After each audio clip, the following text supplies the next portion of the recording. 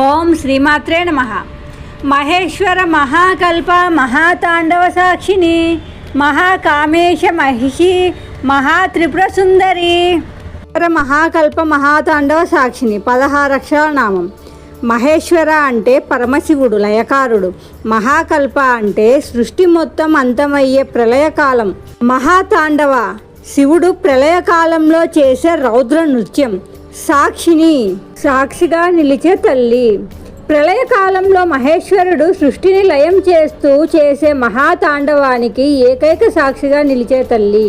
శివుడిని మహేశ్వర అని ఎందుకు పిలుస్తారో మీకు తెలుసా? మహేశ్వర అంటే మహాంచ అసౌ ఈశ్వరచ్చ. ఈశ్వర అంటే శాసించేవాడు లేదా నియంత్రించేవాడు. బ్రహ్మ, విష్ణు, రుద్రాది దేవతలందరినీ తన ఆజ్ఞతో నడిపించే పరమాత్మ కాబట్టి ఆయన మహేశ్వరుడు. సర్వోన్నతుడు. సృష్టి, స్థితి, లయ, తిరోధాన అనుగ్రహం ఆయనే. అందుకే ఆయనను దేవాది దేవుడు లేదా మహేశ్వరుడు అని పిలుస్తారు. తదుపరి నామం 8 అక్షరాల నామం. మహాకామేశ మహిషి. మహాకామేశ శివుని మరొక రూపం. మహిషి పట్టపురాణి. మహాకామేశ్వరుడైన పరమశివుని పట్టపురాణి మన లలితాదేవి. ఆమె సామాన్యమైన రాణి కాదు, సృష్టిని శాసించే ఆ మహాదేవుడికే అర్థాంగి.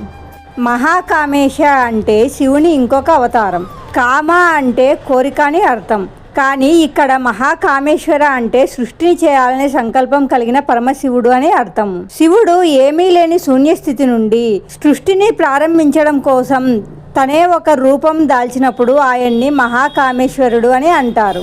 చంపడానికి అమ్మవారు లలితా త్రిపుర సుందరిగా ఆవిర్భవించినప్పుడు ఆమెకు తగిన భర్తగా శివుడు అత్యంత సుందరమైన మహాకామేశ్వరుడిగా అవతరించాడు.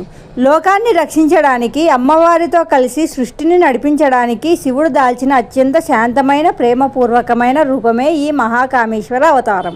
తదుపరి నామం 8 అక్షరాల నామం. మహాత్రిపుర సుందరి. మహా అంటే గొప్పదైన, త్రిపుర అంటే 3 పురములు, స్థూల, సూక్ష్మ, కారణ శరీరాలు లేదా జాగ్రత్త, స్వప్న, సుషుప్తి అవస్థలు. సుందరి అంటే అతిలోక లావణ్యవతి అని అర్థము. 3 అవస్థలను, 3 లోకాలను తన ఆధీనంలో ఉంచుకున్న అత్యంత సౌందర్యవతి. బ్రహ్మ, విష్ణు, మహేశ్వరుల కన్నా ముందే ఉన్నది కాబట్టి ఆమెకు త్రిపుర అనే పేరు వచ్చింది. ఆమె అందం కేవలం రూపానికి పరిమితం కాదు, అది జ్ఞానంతో కూడిన దివ్యత్వం.